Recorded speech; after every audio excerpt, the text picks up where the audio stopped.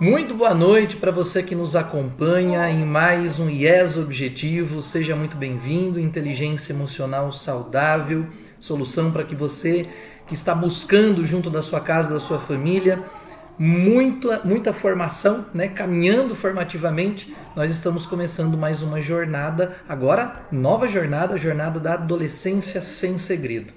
E nessa noite, com muita alegria, eu quero convidar aqui a Larissa Pazini, que está conosco, nutricionista. Ela vai se apresentar, falar um pouquinho também da sua carreira e o bate-papo, o papo reto hoje é com ela. Boa noite, Larissa.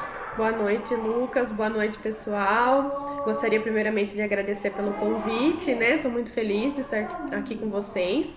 Então, eu sou formada em Jaguariúna, na Faculdade de Jaguariúna, né? Na nutrição, desde 2008. Depois disso, fiz 2 pós-graduações, né? Ciência e Tecnologia de Alimentos e Nutrição Clínica e Esportiva. Ao longo desse período, né, trabalhei 12 anos numa indústria de alimentos, depois fui mais para a parte clínica, trabalhei também em alguns restaurantes. Hoje, atualmente, eu atendo na Fisioclínica Pedreira, né? Atendo todos os grupos de faixa etária. Atendo também pelo convênio da Unimed particular, tá? E também sou responsável pela alimentação das crianças aqui da Escola Objetivo no período infantil, tá? Então, se alguém tiver alguma dúvida depois, o Lucas vai deixar o contato pra gente poder esclarecer melhor para vocês. Então, a Larissa é uma prata da casa aqui do colégio, né? Já conhecida também de alguns pais. E eu chamei a Larissa aqui até por conta de algumas perguntas que os pais foram realizando, né? Aliás, quero agradecer muito o retorno de vocês. Lembrar que você que ainda não é inscrito no canal, aproveite para se inscrever, assim a gente consegue também ter esse vínculo, né, maior e aproveitar mais as nossas aulas também. Eu chamei a Larissa aqui para a gente falar de um tema muito importante nessa noite: ansiedade / nutrição. O que é que tem a ver, né, uma coisa com a outra? Porque é que nós, ao invés de chamarmos um psiquiatra, um psicólogo, né, Larissa, chamamos uma nutricionista. Então, desvenda esse mistério para nós, conta para os pais o que tem a ver, qual a relação hoje entre ansiedade e nutrição. Então, hoje em dia, né, Lucas, esse assunto está muito em alta, porque nós temos muitos pacientes, principalmente da idade infantil, adolescente, que estão passando por algum transtorno de ansiedade, né? E por que isso está relacionado com a nutrição? Porque a alimentação é a base para o desenvolvimento desse transtorno de ansiedade e até mesmo um transtorno de compulsão alimentar, que vai um pouquinho mais além da situação da ansiedade, né? E como que a gente controla isso? Com alimentos específicos para controlar essa situação da ansiedade, trazendo mais calma para as crianças, para os adolescentes e também criando uma rotina na vida da criança e do adolescente. Como assim uma rotina, né? Uma rotina tanto na alimentação como uma rotina geral da criança.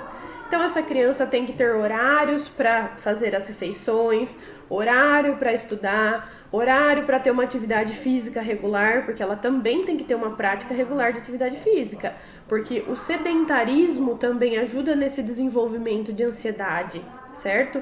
Então tudo tem que ter uma rotina para eles. O que a gente pode ajudar na alimentação, né? Alguns alimentos calmantes que vão tranquilizando mais as crianças. Por exemplo, alguns chás que a gente pode trabalhar, né?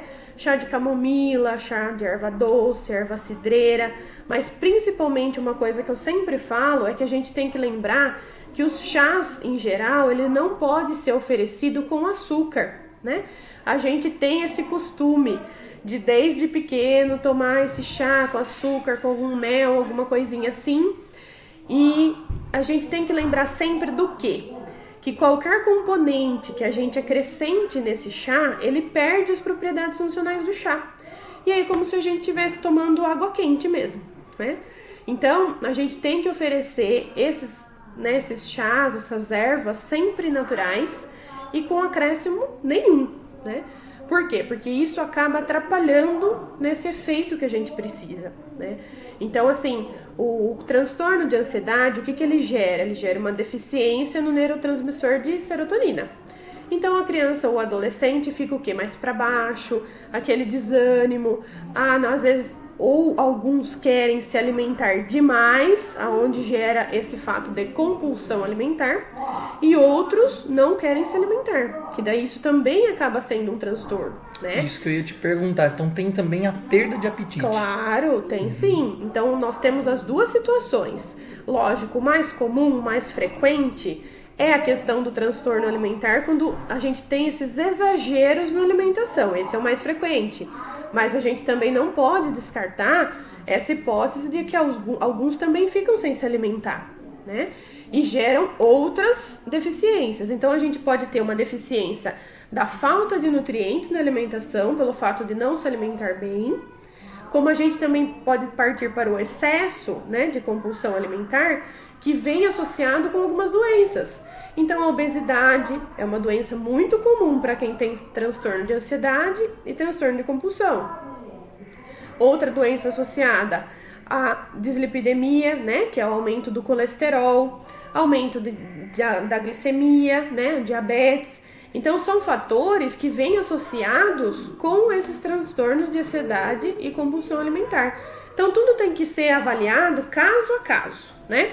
Para a gente primeiro poder distinguir qual que é o caso de cada criança, de cada adolescente, da onde está partindo isso, por que será que está acontecendo esse transtorno? Será que é alguma coisa na rotina de casa? Será que é alguma coisa na rotina da escola? Será que é alguma coisa na alimentação, que daí essa criança ou esse adolescente está buscando um conforto, né? Então, assim, ele vai buscar esse conforto para ativar essa serotonina na alimentação. Por exemplo, a gente fala muito do chocolate, né? Então, assim, o chocolate, ele realmente é um alimento que causa essa saciedade. Por quê? Porque ele atinge realmente essa questão da serotonina. Então, ele dá essa saciedade, essa tranquilidade. Então, a gente acaba consumindo mais. Por quê? Porque realmente tem essa função. Mas a gente não pode esquecer que alguns outros alimentos, até mesmo gordurosos, acabam também atingindo isso, né? Alguns alimentos que não são saudáveis. Então, o fast food em geral, lanches, pizzas, todos esses alimentos que têm mais gordura também causam isso. Então, isso daí acaba partindo também para a questão do transtorno alimentar, né? Porque gera essa compulsão. Então, quanto mais eu quero comer esses alimentos, mais eu vou ter saciedade. Só que mais eu vou ter uma alimentação que não é saudável. Mais eu vou ter uma doença associada, uma obesidade, uma diabetes, dislipidemia. Então, tudo a gente tem que dosar, né? Quantificar. Porque esses alimentos nos tranquilizam? Sim.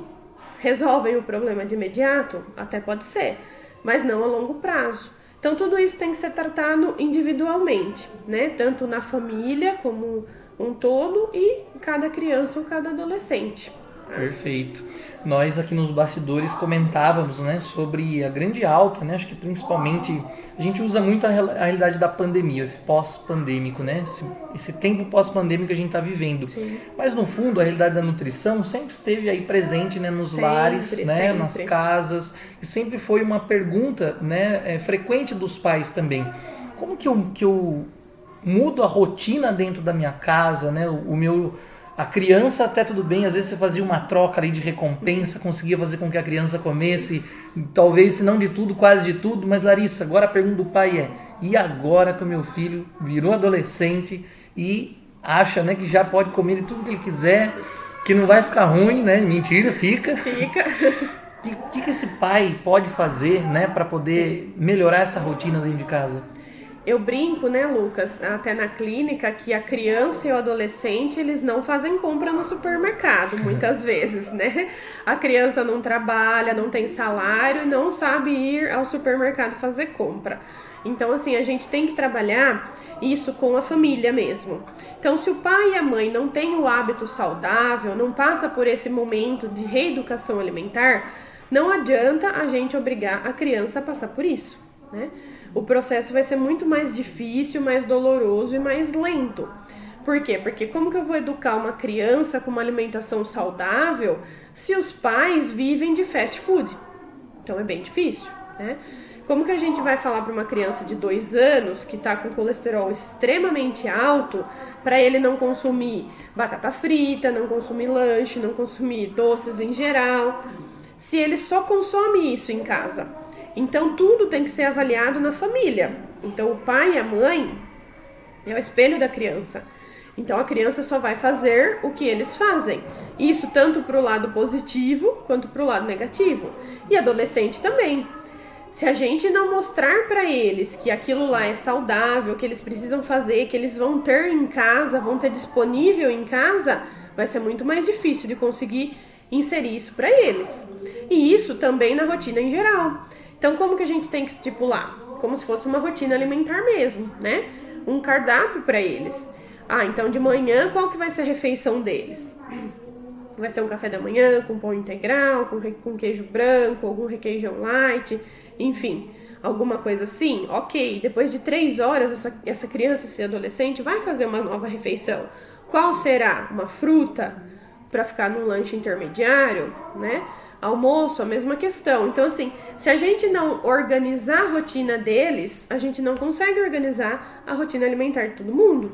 Mas para isso, o pai e a mãe têm que dar o pontapé inicial, senão a gente tem uma dificuldade muito grande para fazer essa inclusão para eles. Então tudo tem que gerar em torno da família como um todo, senão a gente não consegue, tá? Perfeito. E na clínica é bem então assim comum ir lá o pai e a mãe buscar ajuda para o filho e no fundo acabar se reeducando também. Sim, com certeza, porque é o que eu tô falando, a gente precisa organizar a rotina da família. Não adianta a gente querer que uma criança de 2 anos consuma muitas frutas, verduras, legumes e tudo mais, se ele não tem em casa, né? Então, assim, tem criança que vive de miojo, né? O miojo é um macarrão, não tem problema. Tem problema, né? Então, assim, o miojo é um macarrão instantâneo. Por que ele é instantâneo? Porque ele é frito para ser de fácil preparo. Então, a gordura é extremamente alta. Sem contar o temperinho que vem nele, que daí é rico em sódio e tudo mais. Então, são coisas que a gente tem que organizar, né? A criança não foi comprar ele lá no supermercado. Se ele tem em casa, ele vai comer. O adolescente também. Então são coisas que a gente tem que fazer essa reeducação na família, a gente tem que trabalhar todo mundo junto. Os pais têm que se reeducar primeiro, para depois a gente conseguir organizar a criança e o adolescente. Perfeito. Uma outra questão que surge também, Larissa, que também acho que vem, né, em meio a essa reorganização da rotina, existe uma rotina também alimentar que possa, tudo bem, né, a gente sabe que isso vai melhorando a qualidade de vida. Você até citou do chocolate, né? Os alunos esses dias mesmo perguntaram: é verdade ou é mito que você comer um chocolate antes da prova ajuda, né? Como se, não é uma mágica, né? Mas ajuda. E você até falou que de repente até relaxa um pouco, né? Deve ser por isso que até é recomendado. Serotonina, né? Uhum. Mas em relação aos estudos, a concentração, né? Que tipo de alimentação também pode favorecer para que o adolescente, principalmente, que às vezes reclama da fadiga, do cansaço, até daquela moleza, né? Já, às vezes a gente olha adolescente, 14, 15 anos, mas já muito exausto.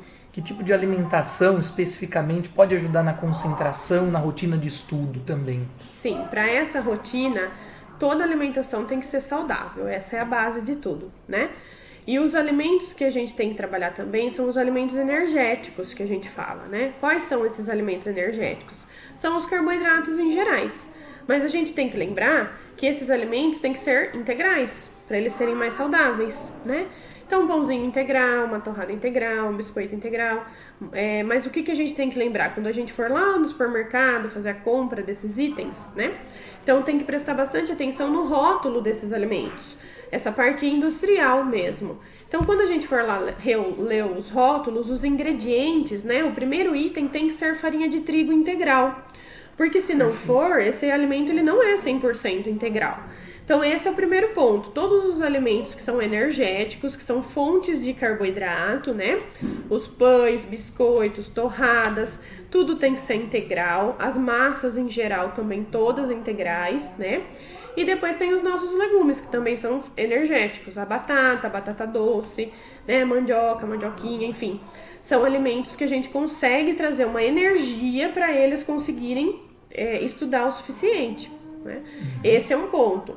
E o outro ponto são todos os alimentos saudáveis, porque não adianta a gente como eu estava falando antes, não adianta a gente se organizar com alimentos que são gordurosos, são ricos em açúcar, ricos em sódio, em sal, porque esses alimentos são alimentos inflamatórios, né? Que eles vão causar uma inflamação no nosso organismo, uma inflamação no nosso corpo, nas nossas células. Então, com essa inflamação, tanto a criança quanto o adolescente vai ficar dessa forma, com mais fadiga muscular, não vai ter o raciocínio correto que precisa ter, a concentração, vai ficar com mais sono, aquela moleza, né, mais sedentário. Então, esses alimentos não podem estar na rotina do estudante. Tem que ser um alimento mais saudável possível.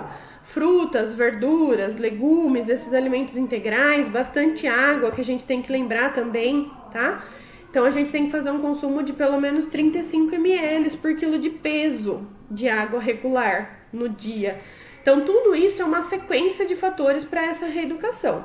Mas para os estudantes, todos os alimentos devem ser o mais saudável possível. Senão, a gente não consegue organizar isso e acaba diminuindo o rendimento escolar também. Perfeito. Me lembrei algo agora para encaixar bem nesse ponto. Os intervalinhos, né? A gente sabe que o aluno vem para o colégio, às 7 da manhã começa as aulas, né? Depois ele tem um intervalo de 20 minutos, cerca de 20 minutos aqui, né? Aqui no prédio de cima, no caso, do adolescente. E depois tem alguns que saem meio de 20, outros até, né, uma e pouquinho, dependendo da rotina do horário. Esses intervalos, quais alimentos mais indicados, né? Porque a gente sabe que às vezes ali é um salgado, às vezes, né, é isso, aquilo, enfim. A gente consegue notar isso no dia a dia, né? Para ajudar o pai e a mãe também a indicar para o filho, até preparar para o filho, né? Ajudar nesse momento. Sim. O que seria legal nesses intervalinhos, Larissa? O que a gente pode programar para eles, né? As frutas em geral, que dá pra gente trazer, mandar picado ou mandar alguma coisa que eles possam descascar aqui na escola, que seja mais fácil, né? Uma banana, ou até mesmo uma fruta que dê para consumir com casca, a maçã, a pera, que a fibra tá na casca, então é ótimo também ter esse consumo, né? As vitaminas estão ali. Ou também, por exemplo, um tomatinho cereja, né? Que é bem gostoso, dá pra gente mandar de lanche para fazer o consumo. Aquelas cenourinhas palito, que é pequenininha, também dá pra beliscar, petiscar bem. Então, sempre partindo pro mais saudável, mais natural possível. Ah, e um lanche, posso trazer? Pode.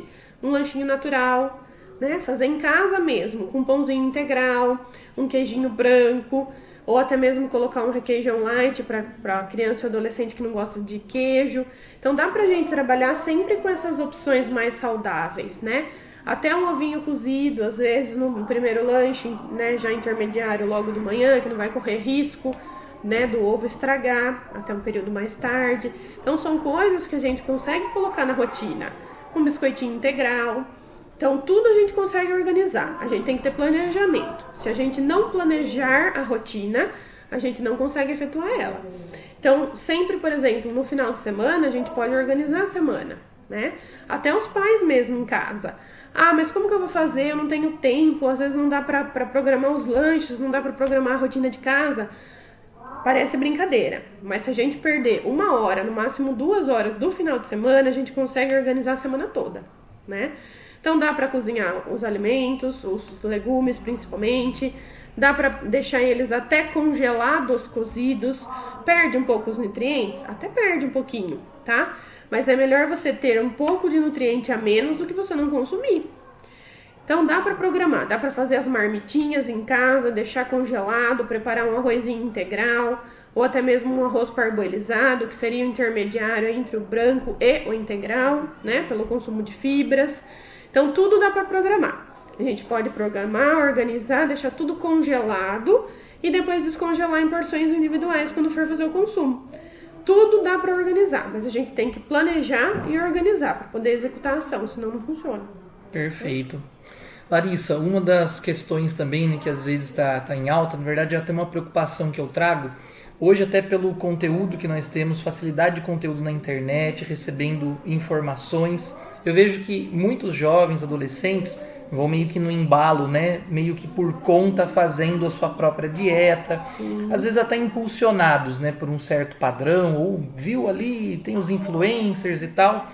Eu acho que seria interessante, né, esse recado também para o jovem adolescente que está assistindo. Foi uma proposta, né, que o adolescente pudesse estar com os pais também. Sim. Uma orientação, um conselho, né, para aqueles também que muitas vezes se aventuram sem meio que saber realmente, né, você começou falando que é interessante o caso a caso, sem meio que saber qual que é a melhor dieta para ele, qual que é o melhor caminho a seguir. Que também você poderia falar como nutricionista nisso, né? Sim, todo cardápio, toda dieta tem que ser individualizada, tá? Então, por isso, para a gente chegar nesse ponto de cardápio e de orientação, a gente tem que fazer uma avaliação. E essa avaliação tem que ser individual. Então, tem que fazer uma pesagem, um acompanhamento de estrutura física corporal. Tudo a gente tem que avaliar antes de fazer o cardápio. Tem que ver exatamente qual é a necessidade calórica do seu organismo. Isso tem que ser cada um é cada um. Eu não posso fazer um cardápio para o Lucas que vai servir para mim, de maneira nenhuma. A necessidade calórica dele é uma e a minha outra. Então, cada um tem que ter essa avaliação. A parte da internet fala muito de um modo geral. Pode ser que dê certo? Até pode. Para alguns sim e outros não. Mas tudo tem que ser avaliado de uma forma individual. Porque às vezes o Lucas pode ter alguma deficiência de vitaminas, de algum nutriente ou alguma doença específica que eu não tenho, ou ao contrário. Então tudo tem que ser avaliado numa consulta com um profissional capacitado, que saiba fazer essas condições, essa avaliação, ter essas orientações para passar para o paciente, porque tudo tem que ser quantificado e em qualidade própria para cada um, tá?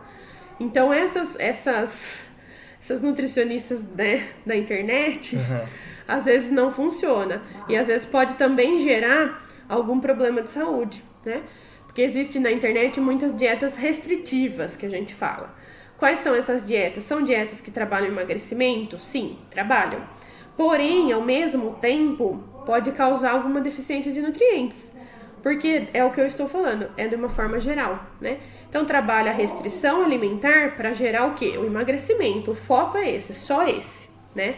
Então, o paciente, ele não é avaliado. Então, ele não sabe se aquele cardápio, aquela orientação, aquela restrição é específica para ele. Então, tudo a gente tem que avaliar caso a caso, tá? E eu sempre peço para as pessoas procurar um profissional ao invés de ficar acreditando nas dietas de internet. Porque às vezes isso pode desencadear alguma doença que às vezes você não teria se você fizesse um acompanhamento com um profissional. Perfeito, um recado, né, importante também para todos que estão nos acompanhando, né?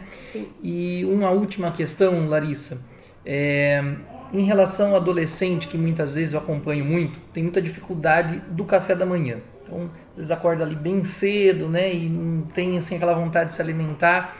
Mas eu vejo que às vezes acaba perdendo até o foco dentro da sala de aula, porque ali naqueles primeiros momentos não estava com fome, mas naqueles primeiros momentos já começa, né, talvez ali a ter mais desconforto. Qual dica também se poderia dar, às vezes aquele que tem mais dificuldade de comer na parte da manhã, que poderia ser feito nessa rotina também? O café da manhã é a principal refeição que a gente tem que fazer no dia, né?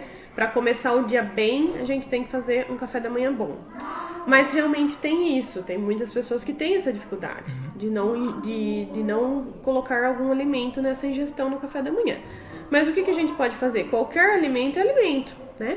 Então, se você consumir uma fruta, você já está quebrando o seu jejum noturno, o jejum que você veio da última refeição que você fez, provavelmente do seu jantar, né?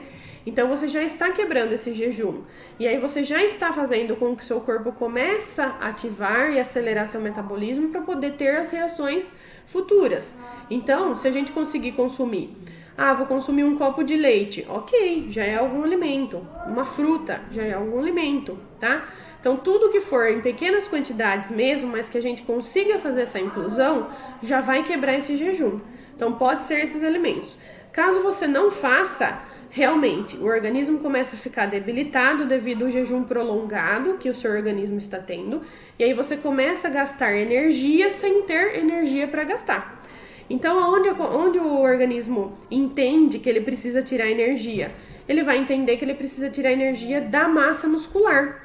Então, ele vai queimar a sua massa muscular, que é onde você entra nessa questão de fadiga muscular, de cansaço, né? Por quê? Porque ele não entende que ele tem que queimar a parte da gordura corporal, que aí seria onde a gente não teria nenhum efeito rebote, né? Ele entende que ele tem que queimar da massa muscular, porque para ele é mais fácil queimar isso. Então, se a gente fizer a ingestão de algum alimento, a gente consegue quebrar essa situação. Se a gente não fizer isso, a gente começa a tirar energia da massa muscular, que é aonde acaba acontecendo esse desgaste, essa falta de energia, essa falta de concentração. Aí a criança já começa a ficar sonolenta no início da aula, nem chegou, já tá com sono, né? Então é mais nesse sentido. Qualquer alimento saudável é um alimento para ingerir no café da manhã. Seja uma fruta, seja um copo de leite, né? Seja uma fatiazinha só de pão integral com alguma coisa, ou um biscoitinho integral, mas alguma coisa a gente precisa ingerir para fazer essa quebra de jejum. Muito bom. Que maravilha, né? Uma noite muito agradável, né? De bate-papo, de entrevista, de aula, né? Que a Larissa vem com conteúdo vasto. E antes que você choramingue aí, você jovem que talvez esteja acompanhando, que alguns já pararam no corredor, fala de whey, fala dos hormônios. Então, numa próxima aula, no próximo encontro, vou jogar essa bomba pra Larissa também, para as meninas falar dos hormônios, para os meninos que estão aí na academia. Famoso whey da vida, né? Toma, não toma, o que é isso aí? A suplementação milagrosa, né? Então a gente vai desvendar alguns mistérios no próximo encontro, né? Falar um pouquinho sobre essa realidade também. Agora, queria que a Larissa falasse então do seu trabalho, deixe o seu contato para o pessoal também, a gente vai deixar na descrição do nosso vídeo também, mas para aquele que assistindo a aula se interessou, quer saber mais, quer passar lá pela clínica, como pode fazer? Tá, como eu falei para vocês, né, eu trabalho na fisioclínica, tá? Faço atendimento lá, tanto pela Unimed quanto particular, alguns outros convênios que eu também trabalho. Aí o contato é pela clínica, os agendamentos são todos pela clínica mesmo, direto com a secretária, pelo telefone 3893-2401, tá? Então aí qualquer coisa, vocês podem entrar em contato na clínica, ou se quiser falar direto comigo mesmo, aí o meu celular é 99994-0801, tá bom?